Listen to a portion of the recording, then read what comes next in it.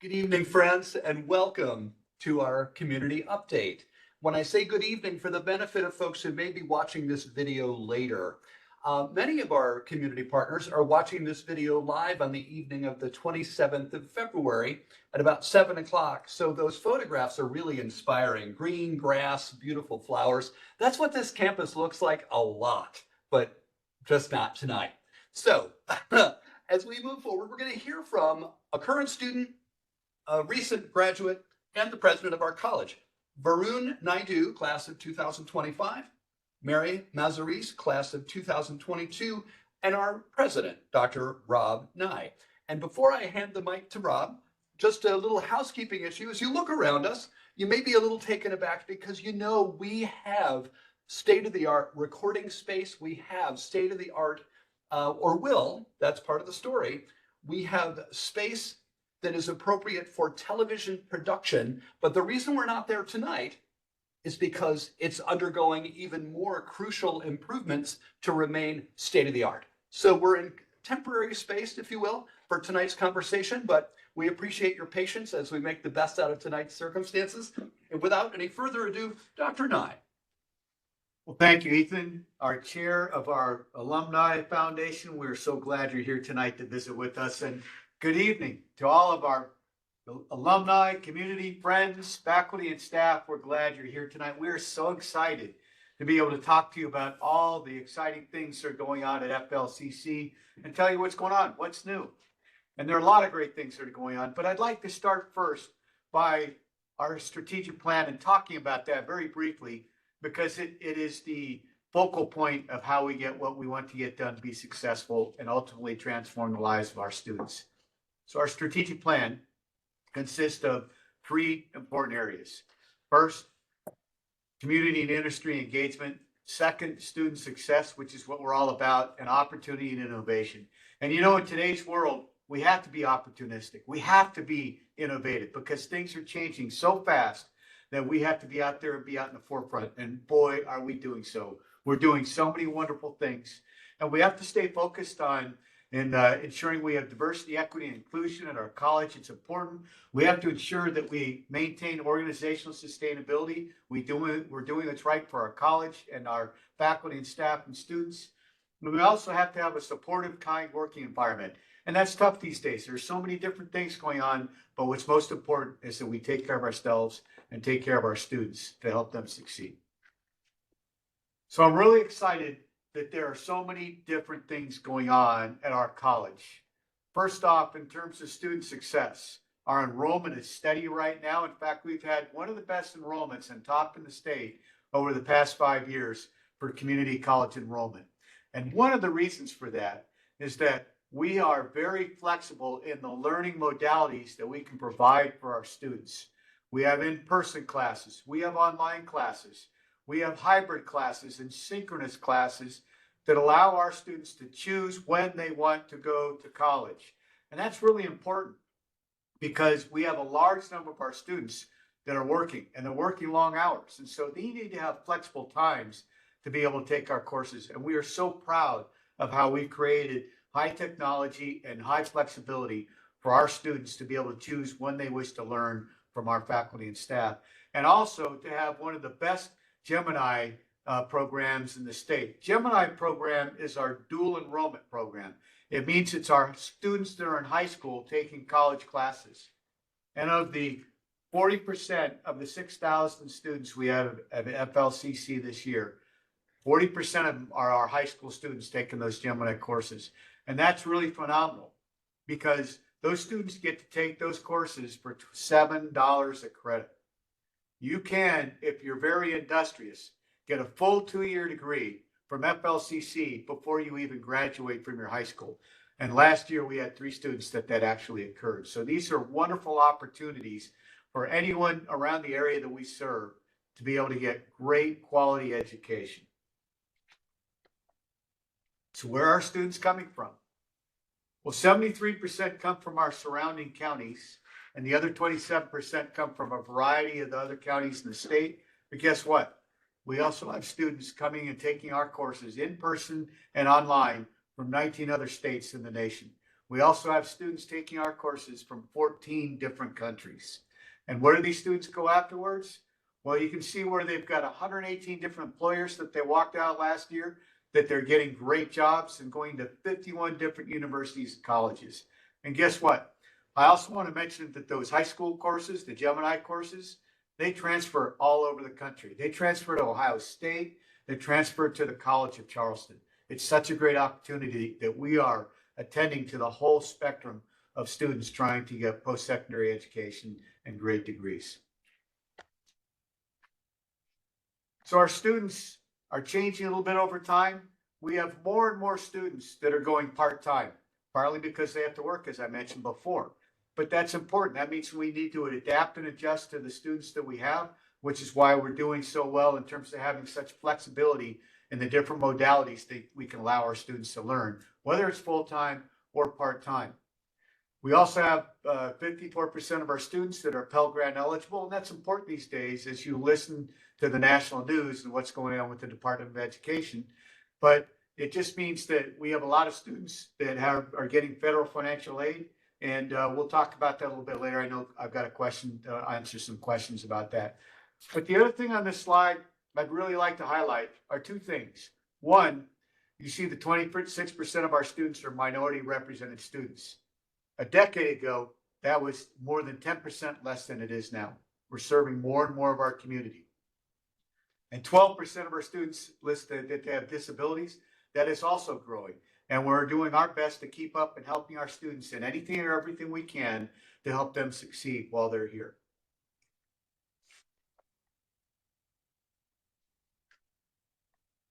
So there are a lot of things out there that are exciting, and one of them that help our students is an exciting new proposal from our governor to provide free community college education for our adult learners aged 25 to 55 in various STEM, healthcare, technology, and education programs.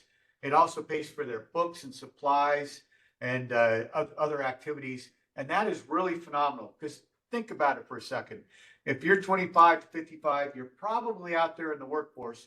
You may have a family, you're trying to take care of business, and it's hard to find the time and the funds to be able to take that last step and say, I'm going to make a change. I'm going to go get an education or get it in a different field, get a new skill set. This provides the opportunity for those adult learners, despite all their challenges, to be able to take that big leap and be able to go get new education or training to get great jobs upon graduation. We are really excited for it. We hope that this proposal passes the governor's budget that we'll find out about in early April. We're also excited about Governor Hochul's on-ramp initiative, which is basically an activity to provide greater cohesive regional advanced manufacturing partnerships, particularly in high technology and microchips in our area. And the governor proposed and put out $200 million to go to various areas from Buffalo to Albany to be able to provide hubs for advanced manufacturing and microchips technology and manufacturing. And of that, 50 million was allocated for Rochester. And in a joint partnership with Genesee Community College and Memorial Community College, we have received a $300,000 grant to do the planning to be able to provide the proposal to get that 50 million to be able to come to our area. And we are focused and partnered with those two colleges and our industries in this area to be able to take this to create a great plan, which will help to create more jobs for our folks and with the programs we have. We have some wonderful programs that will help support this initiative. We're also excited. We hope when you get there tonight, if you haven't done it already, take a look at our new website. It is phenomenal. It is user-friendly, it's easy to navigate, and it helps people find what they need quickly and efficiently. And it is a wonderful new website. We are very, very thankful to our marketing department under the leadership of Chris McCarty to be able to get this new website online. It's been about 3 years in the making, but it's here, and I encourage you to check it out. It's an exceptional website, friendly to use, and one way to keep up in the news of what's going on at FLCC.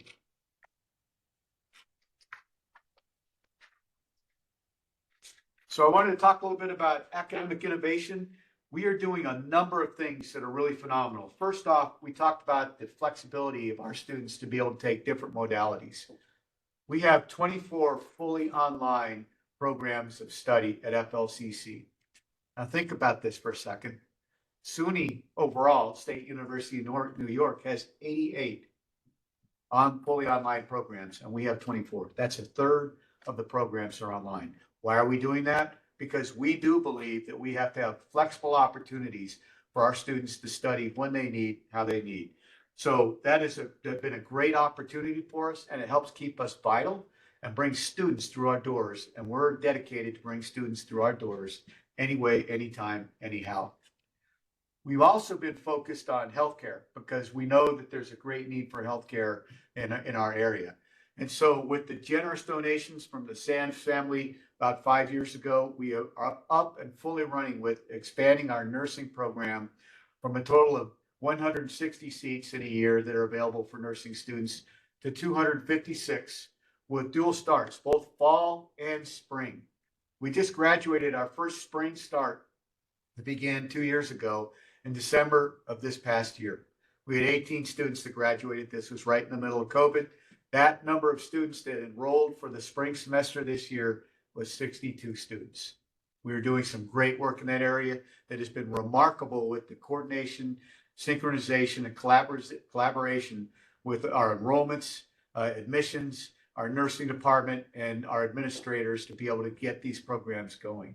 And included in that was the start of our very first licensed practical nurse program, LPN program, this year with 16 students.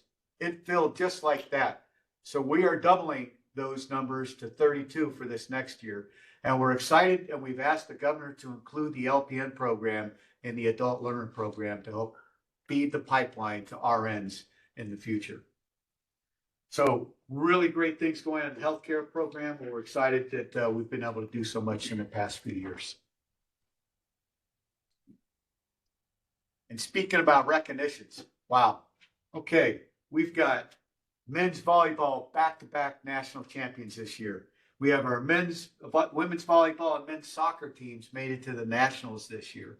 We have our esports won a national championship this year, their third national championship.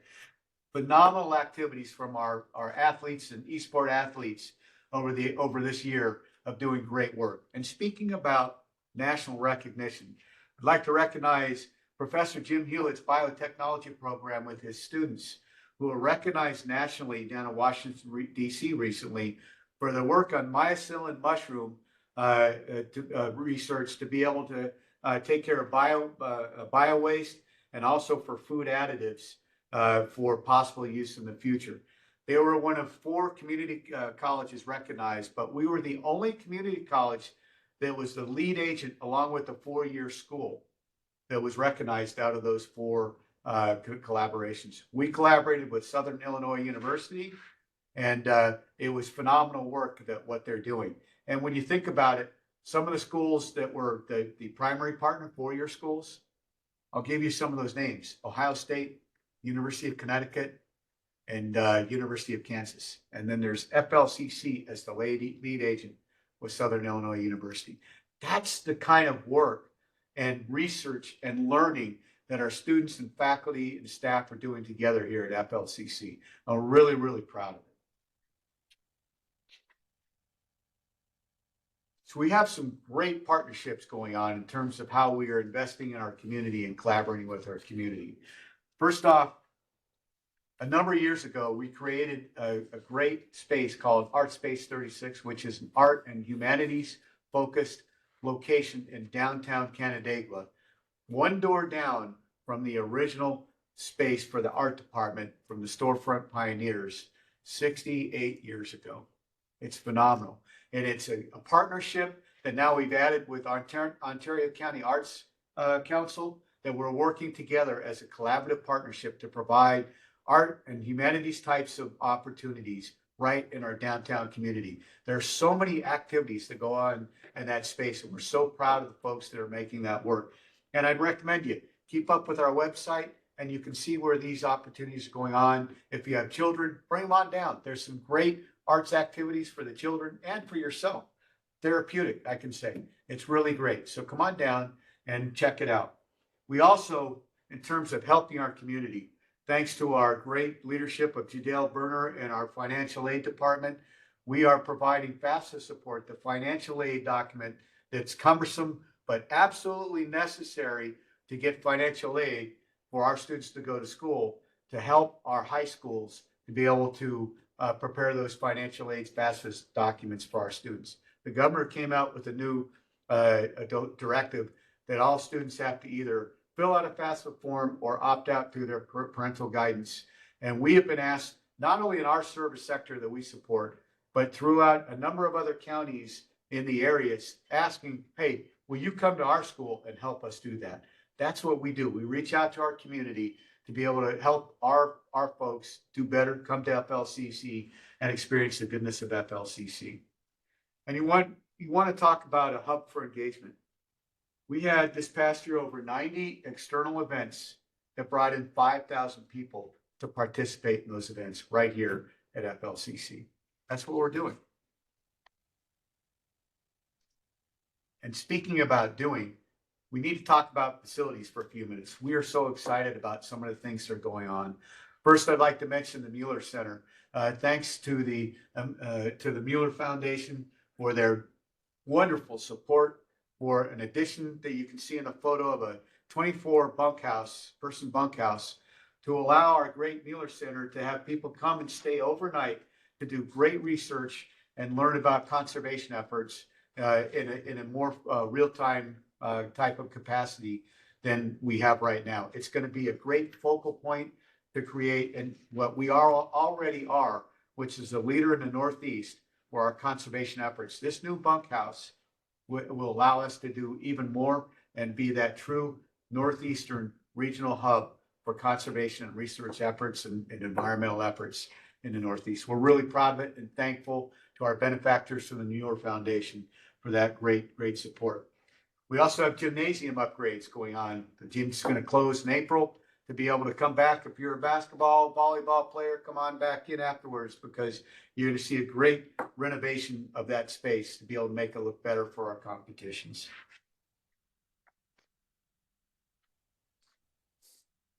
And we're also excited to announce that we're just about ready to create a new greenhouse complex, and we're naming it the Integrated Plant Science Complex. It's going to be, again, just like the Mueller Foundation and the Mueller Complex. This is going to create a wonderful opportunity to create even greater synergy in the Northeast for environmental, soil, plant science activities at FLCC. We recently received $1 million from the New York State Economic Development Corporation to continue our efforts to build the funding to have this facility you see here developed in the near future. And what we're really excited about is that it is a collaboration with Ontario County and potentially the Cornell Cooperative Extension and the Ontario County Soil and Water District in one facility. It's going to create such a collaborative, synergistic entity to be able to provide for the best research and learning for water, environmental, soil, and plant science in this area. We're really excited, and we think it's going to be a wonderful facility.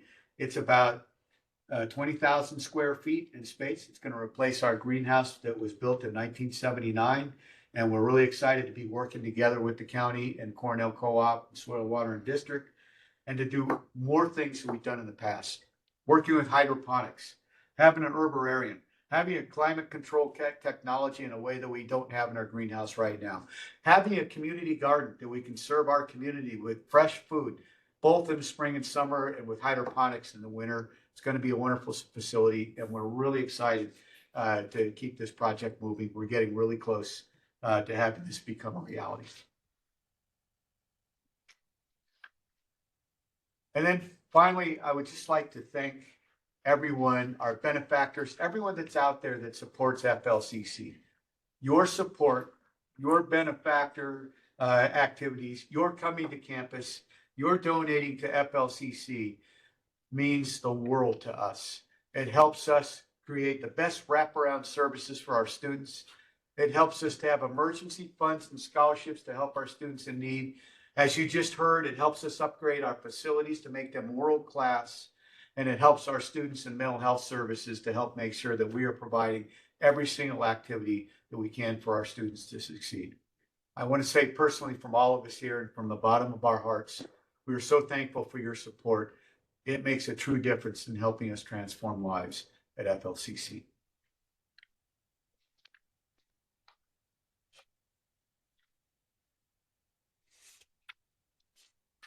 And now I will pass off the baton back to Mr. Ethan Fogg.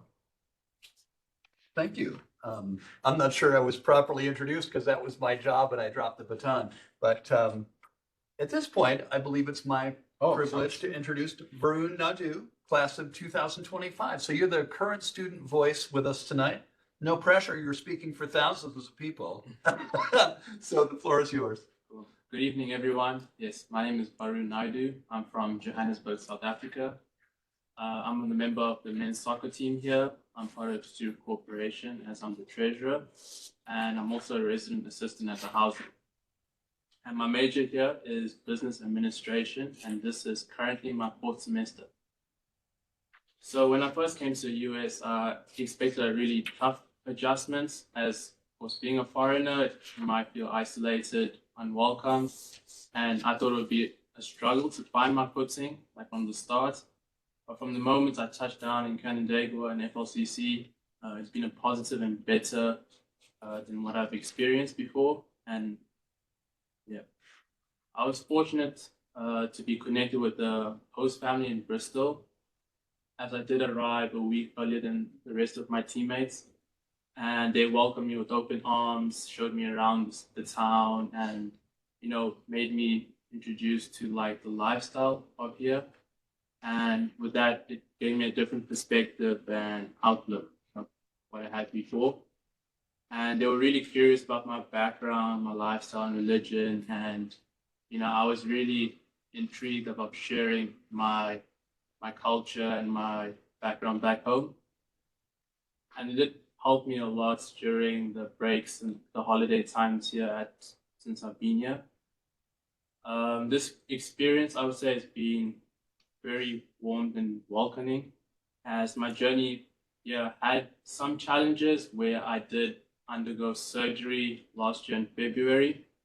It was a team scrimmage game, and I unfortunately undergo surgery, so leaving me without walking for about 9 weeks, which was tough, especially being away from family, and I felt like I was alone. But with my teammates' help and the staff here at FLCC, they got me back and helped me and push through this difficult time, which I'm almost cleared and ready to get back in action.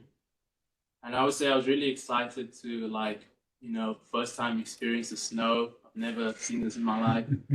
And we made fond memories here, and now I can truly tell, like, with understanding of how people say, like, you can just get over it because how long it's been going on for. But and when I truly speak about my experience at FLCC, I also represent my teammates, as our roster is quite diverse. We have 15 to 16 different countries within the few years that I've been here, and we almost do everything together, like just team events on and off the field. And when we say family on 3 before we kick off our games, we truly mean it, as we have each other's backs and we don't truly feel alone. And this bond really helped us achieve success as we qualified to national tournaments last semester. And that moment when the final whistle went, I truly would like everyone to, you know, see it, but it truly meant a lot to us, because this is what we've sacrificed and put in all our hard work to achieve. And for it to finally pay off, we will forever cherish this moment. And even though I couldn't like participate, it gave me an eye-opening, like we could achieve if we just put our vision and hard work together. And at least now the standard is set, and hopefully next semester we can go on to win nationals.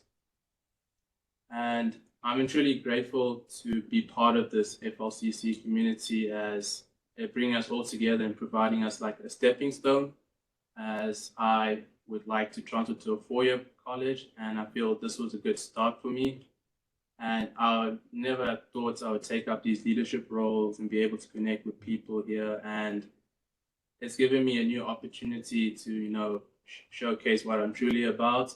And I'm forever grateful. And I would never have thought I'd be able to speak to Dr. Knight today. And yeah, thank you for considering me to be part of this. And this experience has been truly blessed. And this place will always be special to me. So thank you. Thank you, Naidoo. We'll come back to you in a few minutes with a question. But at this point, I'd like to introduce Mary Mazzarese, class of 2022. Hi, everyone. I'm Mary. Thank you, Ethan. I'm so excited to be here and so honored to have been asked to talk with you all today.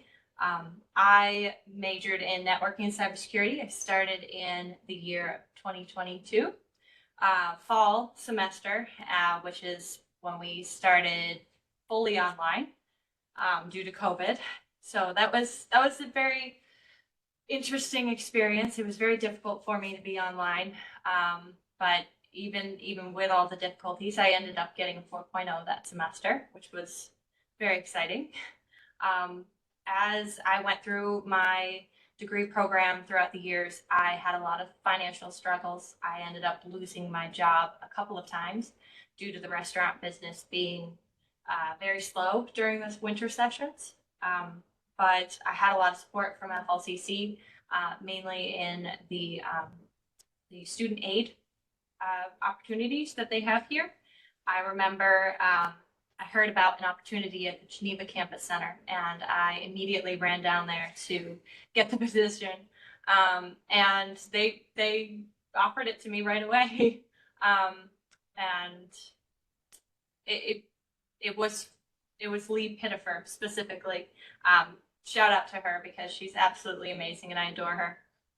She is absolutely phenomenal, works so hard, and was an amazing mentor during that time. I worked under her for pretty much almost the entirety of my degree program, and it was absolutely amazing. The student aid program itself offers you the opportunity to work to get paid while you're doing your homework for at least 50% of the time.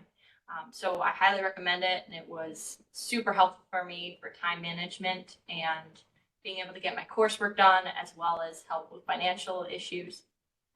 So I speak very highly of it, as you can tell. I ended up graduating in the class of 2023. I walked the stage that spring, and it was probably one of the happiest days of my life. I couldn't stop smiling.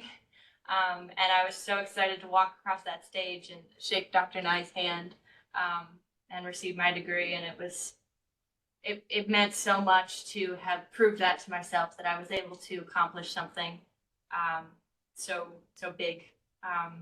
It didn't end up being the end for me at FLCC, however. I have continued to take classes here, just 2 or 3 here at a time. And just to get some of my gen eds out of the way before I move on to a 4-year school. I ended up joining the fencing club. I highly recommend it. We're fantastic. I have recently become a faculty advisor, and it is an absolute privilege. I love working with the students. And on that note, I have also made a career out of FLCC. I started out as an intern at the IT help desk, and I'm now full-time managing the IT help desk. So it is an absolute privilege to work there and kind of give back to the student body. Just kind of try and put back out there some of the things that I received from the IT department itself. Everyone in the IT department is absolutely amazing, and they're always the reason why I come back into work, honestly. They're absolutely amazing to work with. And just that combined with working with the students and just having those smiling faces when we solve some issue, it's absolutely inspiring, and makes me come back every day. But yeah, that is pretty much the entirety of my journey in a small amount of time. And thank you for having me. Thank you, Mary. This is my slide in part because I have almost a 30-year look back at FLCC. It's mortifying sometimes for me to think. I remember what it was like to be called a young alum, and I don't get that anymore. But I'm class of 2000, and it's been my privilege to serve this college as a volunteer in various capacities under 3 different presidents, under dozens of trustees, including the year that I served as a student trustee, and to meet legions of people whose lives continue to be changed, not only while they're students, you know, the moment they enter our culture, the moment they cross our stage, the moment they accept their degree is often one of the earliest transformational experiences they have, and they just never seem to stop. And I can say 25 years later that I still have transformational experiences because of what I'm able to be part of here at FLCC, which is a great transition to what is the alumni life like here.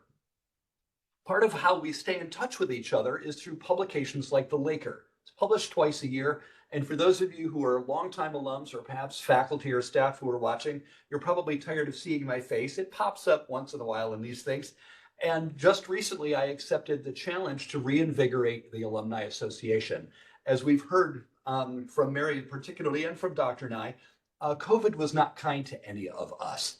And there's roughly 30,000 individuals that are alums of this college. And it's our challenge today to put our arms around those people, to create opportunities for them to stand one step closer to one another. We do it through partnerships, not only with divisions of the college, whether they be athletics or conservation or business, and work with them to sometimes curate events for their particular audiences, whether it be a day of timber sports or a tailgate event or something of that nature. And like I said a moment ago, we also publish the magazine because there's a section within it called Class Notes. Because many of the people that we spend our time with as students and faculty and staff and volunteers, they go on about other great things. And we meet people during our awards programs who live on the other coast and who, some of whom we've had individuals participate, active students, online students from Germany I've met. And I know some other countries as well, as Narun had the privilege to come to the US to be with us. So we're meeting people from all over, and we're sending people all over. We're sending the FLCC DNA, if you will, out into the world, and it's doing great things. And you'll see here, we're fortunate to benefit from the generosity of many of our donors, our alums, excuse me, transition to a role of donor. Some underwrite scholarships, some underwrite things like the expansion of the greenhouse or certain specialty programs. We host a day every May that's a more organized opportunity for people to say thank you, if you will, all at once. We celebrate that day in part because Laker Day is essentially our homecoming. We don't really have the traditional dance or things like that anymore, but we have that one opportunity. And this year, if I'm not mistaken, I think it's in the Laker, this year on Laker Day, we're dedicating an installation. I'm getting coached from off screen. Secret, spoiler alert. Okay, you'll read about it later. Great reason to follow the website. See, that's why, you have people off screen telling you these things. Anyway, moving forward, we've talked about Laker Day of Giving. There's probably more things to talk about. Next slide, please. There we go.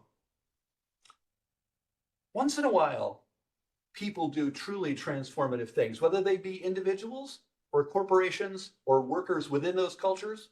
Here's a great example, the Gallo Canandaigua Winery Scholarship. 2 alums inside the institution helped us get to yes. And as you browse our website and look in the foundation area and alumni relations, you'll see lots of stories, families, individuals, organizations who mobilize their passion for the college through the machine called scholarships. This mechanism that makes it where a lot of those first generation learners we heard about a little earlier in the presentation, a lot of them are particularly constrained in capacity, and they can remain employed, they can benefit from these scholarships, they can use our multifaceted learning mechanism here, our high flex culture, and they can participate to their ability on their schedule, not interrupt their outside life, and still eventually walk that stage, become part of our alumni family. And thank you again to the Gallo Canandaigua Winery family for that particularly thoughtful gesture. Here's some others. Every year we introduce more opportunities for students based on the legacies of people who have gone before them. Memorials and tributes are a huge element of the foundation and college culture.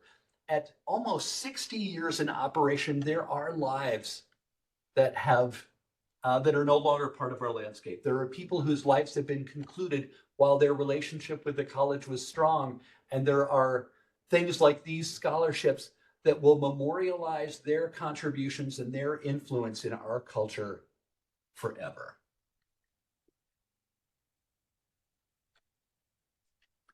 And I should read my notes kind of like in class. You know, if I'd read my notes, I'd be a better student.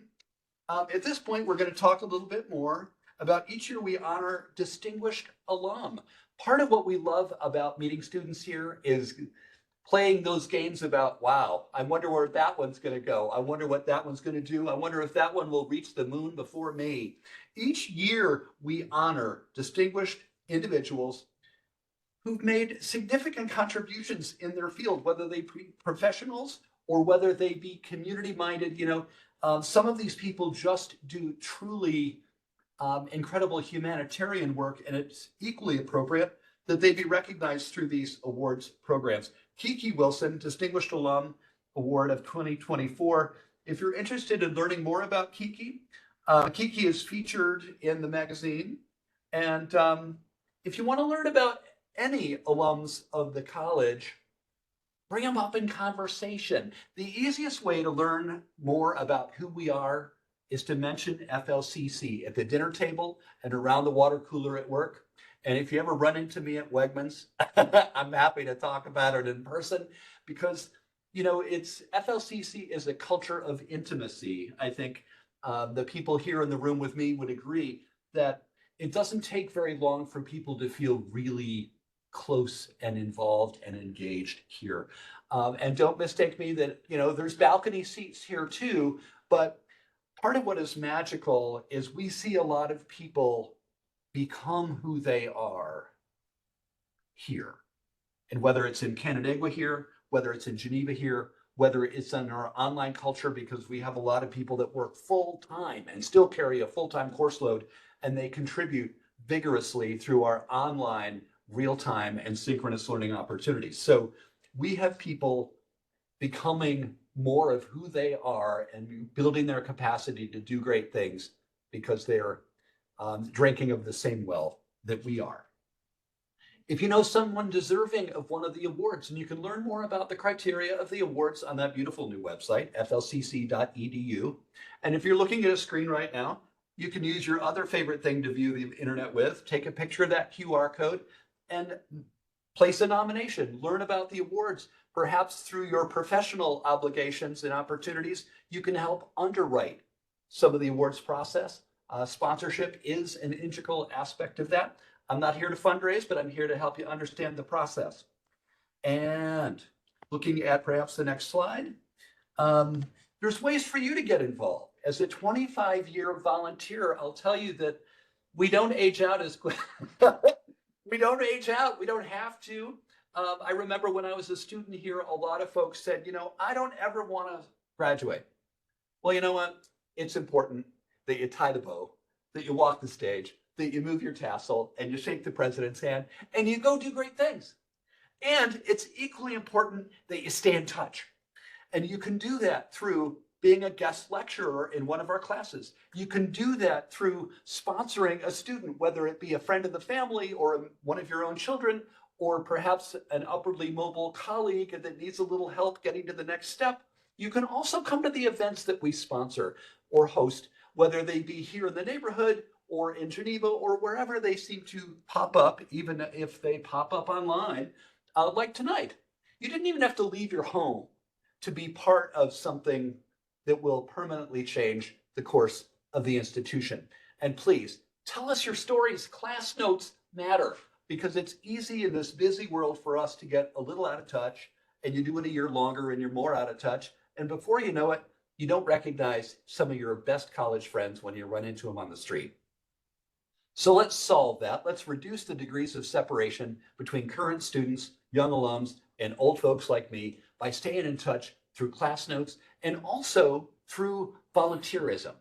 There are often committees here, whether they be the Alumni Association itself, wink, wink, or also some departments have advisory committees, and there's other opportunities at extension centers to help them extend their mission into their communities. And on the far right of your screen, it's never the wrong time to honor excellence with a nomination to an award. What's on the horizon? There's always something coming. The next Labor Day of Giving, May 1st, sounds warm. I don't know about you. A lot of these slides have been inspiring on a cool February evening. Flick's birthday party. A lot of more recent alums are more intimately familiar with Flick. Flick's been part of our culture for 10 years, celebrating his 10th birthday. And so we're going to have that birthday event in early May. And there's also going to be the Spring Arts Festival. I don't mean to read slides. That's bad form for anybody in a classroom. But you see there's stuff coming up. And on May 17th, we're going to mint another class of alums. And there's going to be a few of you, even in that class, that aren't quite ready to say goodbye to FLCC. And if that's the case, please reach out to a member of the development team or even one of your faculty members and say, how can I stay in touch? Because the easiest way is just to stay in touch instead of trying to get back in touch. At this point, I think there's room for questions, comments and questions. We did receive some in advance, so I'm going to kind of go around the horn here. I'm going to start with you, Dr. Nye, if that's okay. Ooh. We're really trying not to politicize this, but some of these things, these questions are directly related to current events. Will the potential closing or changes at Department of Education, U.S. Department of Ed, have any impact on FLCC? That's a great question, Ethan. And yes, there's a possibility, but I'm confident that whatever challenges come our way, we're going to be able to take care of. Change is inevitable. That means we just have to be able to adapt and be flexible, and there will be possibly some changes. But there are a lot of things that will go on. There may be court cases, there may be reviews, there may be a lot of different things that go on that I'm confident that no matter what happens, we can change the Department of Education, do away with parts of it. But the most important parts of what we do are still going to remain. We're still going to be the best open access institution in this state, in this country, be able to help anybody come through our doors to help them learn, grow, and succeed, transform their lives. So there are a lot of unknowns. And I believe that you concentrate what you can't control, you plan for what you think you're going to have to be able to control or react to, and the things you can't, put them away in the side and compartmentalize them until it's time to put them forward, because it takes a lot of emotional, mental, and physical energy to worry about things that we can't control at this point. Will there be change? Yes. But you know what? There is a wonderful group of faculty and staff and trustees and alumni members that if we band together and bond together, we'll overcome whatever challenge comes our way. Thank you, Dr. Nye. I couldn't agree more because my longitudinal view of the college is a little different than yours. I've seen us go through 9/11. I've seen us go through the 2008 housing bubble. I've seen us, go through 3 presidents in our own institution, and we still had stable enrollment. We still had some of the highest ratings in the state. we still are seeing affiliations with state and nationally known institutions, other colleges and universities that most two-year schools, regardless of community college or private, really don't even dream about. So it may be a little bumpy, but plane flight's that way too. If it wasn't for turbulence, you'd never fly higher. So, all right, next question. Oh man, politics with the current political situation. What is the most significant issue? Maybe you've already answered this, that is or could be most disruptive to the institution? The thing that'd be most disruptive will be if there are, if federal funding that's been allocated to the college is withheld to the college. And there are two important areas where that might affect the college. The first is our federal funding for Pell Grants that I mentioned earlier. And I'd like to talk about that for a second. We have about $9 million of Pell Grants that come to our students this year. That's a lot of money. We have a $50 million budget. So that's a lot of what helps run this college. If that goes away, that will be problematic, but I don't think it will go away because it's too important to this nation that we continue to provide for our students. Will there be changes, adjustments? Could be. We'll have to wait and see, but we'll find a way to work through it. But we also have federal funding for grants. We have some wonderful grants we have. We have a grant from the Department of Agriculture to create technology to put our college courses out in rural areas in Wayne County to be able to provide them to give education since transportation is such a difficult issue. We have a Title III grant, which is to help our students that are disadvantaged to be able to continue their studies and help them with more staff and support for them. So will we have some challenges? Maybe. We'll have to wait and see. But I think that's the biggest issue. And primarily, part of that may be tied to diversity and equity and inclusion efforts. And there are challenges where we are being told that we may have to do away with what we have called DEI at our college and what we put on our website, what our policies and things of that are.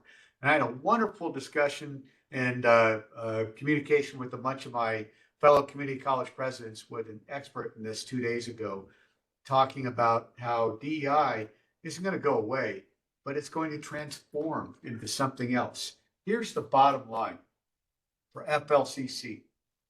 We're an open access institution. We take care of anybody that walks through our doors, no matter who they are. So the letters and what DEI means, we do no matter what. You can take away the letters DEI, and we're still going to be doing DEI because we take care of anybody, faculty, staff, and students that come through our doors to the best of our ability. And so we'll just have to wait and see. It's turbulent, like you said, but we're all in this together. We'll figure it out. And we just have to be patient, persistent, and maintain a positive attitude. Well, I like this question a little better because it's more fun. How does the college incorporate artificial intelligence in the classroom? Wow.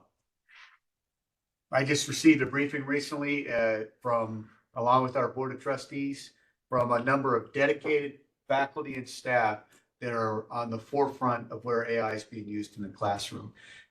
We initially worried about what it would do for cheating, and now we're going, wow, how many different areas can we use AI for our students to be able to learn? And we have broken up created a group. It's called the, oh shoot, I'm having brain cramp. The AI think tank. Thank you, AI think tank. I was going AI task force, not task force, AI think tank. And the AI think tank is set up as a group that's broken into two major categories: academic and enterprise related activities. And the academic side is exploring all the different ways that AI can be used in the classroom to help our students learn faster, to help have opportunities for students to get tutored better, and how to use AI in the classroom to help the students do even better. And there's so many different ways, I can't even describe them, but it was illuminating and fascinating to listen about how we've moved past the fear of AI into what the opportunity of AI can be for our students. We're doing it from the resource side, enterprise side as well. How do we use it to make our IT systems better? Just about everybody in this room, whether they're on camera or not, is using AI to help get things done faster, more efficiently, and more effectively. Our advancements and our alumni folks are using it right now to help make their operations better and run smoother. It's really an exciting journey. It's fearful too, but it's an exciting journey that there's this technology that you can use in so many different ways. And I'm proud of how our AI think tank and then the folks beyond our AI think tank who are emanating the information out are exploring how AI is being used today. Thank you, Rob. That may be an appropriate feature for a future edition of the Laker to help people better understand how AI is enhancing our student experience, not eclipsing it. Good idea. So, Mary, we have a question for you. What advice would you give to current students as they prepare for life after graduation? Current students, I would say start networking. That is the biggest thing. Network. Make friends, talk to people, find out, work with the higher level faculty here. So talk with Dr. Knight. He is absolutely amazing. He's so supportive of students. I don't know if you remember, but years ago you wrote a letter for me and just was like, hi, how's it going? I hope you do well in your studies. And it came from, you got connected with me through, his name, Regis.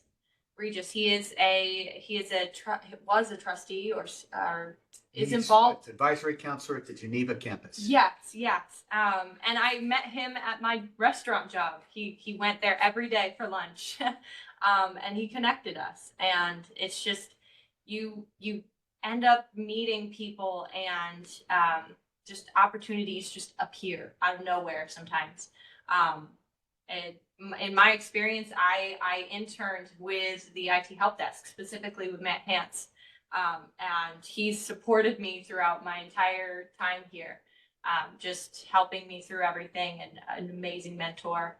And that's really it, is you get to know people and you make friends, and opportunities, they come out of nowhere. They really do, in my experience.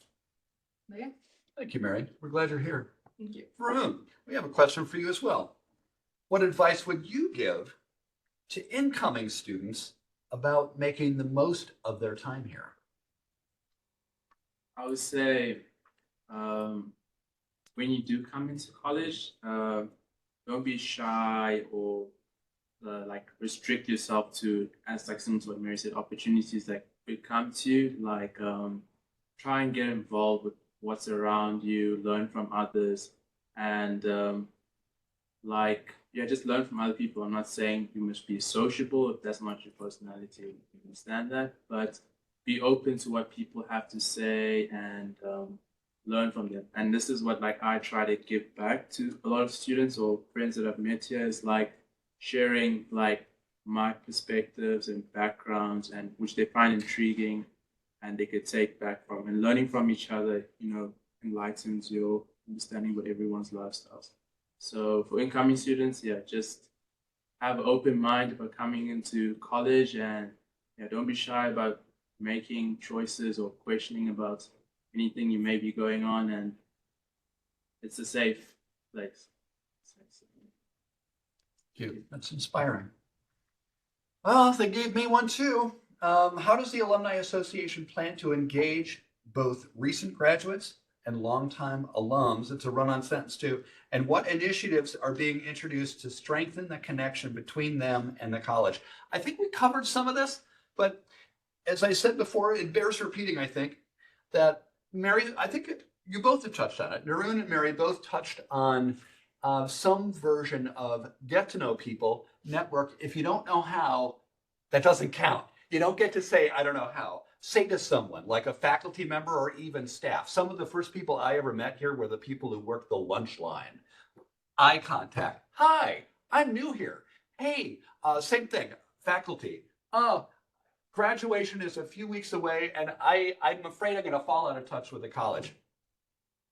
A little pressure on our faculty to always have a good answer for that. But there are opportunities, and there's another question. Do we have time for another question? Because this dovetails nicely with this one. I think I said earlier that I've met people when I was a student, and we still have some that just can't bear to leave. we don't mean to use it as a antagonistic name, but there are some perpetual students.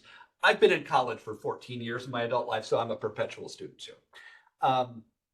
Is it possible for a student to attend full-time for 3 years in order to take a wider variety of classes and still be eligible for financial aid?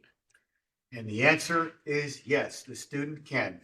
I would caveat that with one thing. There are students that do it, and if it's right for you, that's a good thing. If you're using financial aid, just remember that is reducing your financial aid to continue if you wish to get a 4-year degree. But you have to do what's right for you. And if you love to explore and you need that extra year and it's right for you, and you know what that means if you're going off to a 4-year degree afterwards, it's okay. We're glad to have you. And we do have students to do that on a number of occasions. Thank you, Rob. I guess like the line in between those two is taking a class is not the only way you can stay in touch with Finger Lakes. So don't think that you have to be enrolled in order to be welcome here. To the contrary, there are all sorts of opportunities, more so all the time. And speaking of opportunities, I want to make sure, the people off screen here are giving me the thumbs up, thumbs down. Wrap it up. Wrap it up. Oh, like Christmas time, they're asking me to wrap it up. Hey, Ethan, before you do, Oh, for an alumni perspective, one thing that I wanted to remind folks, and you're going to do it too, is please come back to the campus, come to the campus, come see us, come get involved. And I wanted to announce that we have a wonderful commencement speaker for May 17th. We have the Honorable Judge Latoya Lee, class of 2003, who will be our commencement speaker. If you look at the Laker magazine, that's her picture on the front cover. We're really excited. That is the best day of the year when you get to celebrate the success of our faculty, staff, and students and everything they've accomplished. So come down, get involved, and looking forward to seeing somewhere in the future. Ethan, take it away. thank you, Dr. Nye. I guess the only other thing I have to say to our current students, to our recent alums, and to our friends, some of whom meet us later in their life path, we're never no longer your college. So no matter where you go, no matter what you do, no matter who you meet, no matter where you live, don't forget, you're part of the Finger Lakes family. And we'd like to meet our next of kin. So if you have a family, whether they're your nuclear family or a social family, we'd love to meet those folks too, because there's also, in addition to traditional credit-bearing classes, we have adult education opportunities. We have certificate programs we didn't even touch on tonight. There is practically something here for everybody who wants to learn something. So if you want to learn something with an N, stop me in Wegmans, come here to campus. Rob Nice, window faces the walkway, and there's folks in development that can help you and your family establish a legacy if that's your interest. And FLCC.edu. We'll see you there. Good night.